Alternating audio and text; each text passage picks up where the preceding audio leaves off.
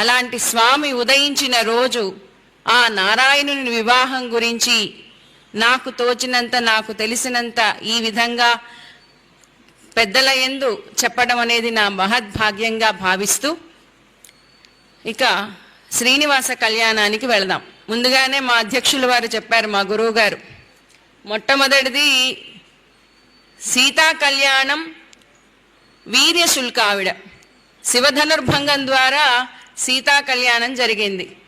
ఆ తర్వాతది రుక్మిణీ కళ్యాణం. రుక్మిణీ కళ్యాణం రాక్షస వివాహంగా జరిగింది అని చెప్తున్నారు. నాకు ఇచ్చినటువంటి అంశము శ్రీనివాస కళ్యాణం. కలౌ వెంకటనాయక. శ్రీనివాస కళ్యాణం కథని చదువుతూ ఉంటే ఇప్పుడు మన సమాజంలో ఆడపిల్ల తల్లిదండ్రులు కానివ్వండి, మగపిల్లవాడి తల్లిదండ్రులు కానివ్వండి, తమ పిల్లలకు వివాహం చేయటానికి వాళ్ళు ఏమేమి పద్ధతులు పాటిస్తూ ఉంటారో, ఏమేం చేస్తారో అవన్నీ అలా కళ్ళకి కట్టినట్లుగా కనిపిస్తోంది ఈ కథ. ఇది పురాణాలలో వరాహ పురాణంలో, బ్రహ్మాండ పురాణంలో, ఇంకా బ్రహ్మ పురాణంలో, భవిష్యోత్తర పురాణంలో రకరకాలుగా ఉన్నది. ఉన్నటువంటి పురాణాల్లో సంస్కృతంలో చెప్పబడ్డటువంటి విషయాన్ని స్వామి భక్తురాలైనటువంటి శ్రీ తరిగొండ వెంగమాంబ గారు తన యొక్క శ్రీ వెంకటాచల మహాత్మ్యము అనే గ్రంథంలో చాలా చక్కగా వివరించారని అంటే అది మనం చదువుతుంటే మన కళ్ళ ఎదురు అలా సాక్షాత్కరింపచేశారని చెప్పడం కరెక్ట్.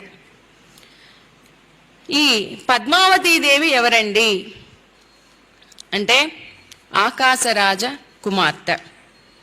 ఈ ఆకాశరాజు ఎవరు అనంటే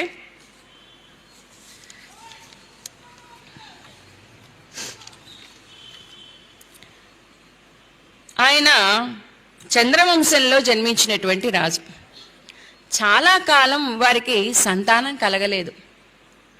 భార్య ధరణీదేవి, ఆకాశరాజు ఇద్దరూ బాధపడుతూ ఉంటే వాళ్ళ గురువుగారైనటువంటి బృహస్పతి దగ్గరకు వెళ్ళారట.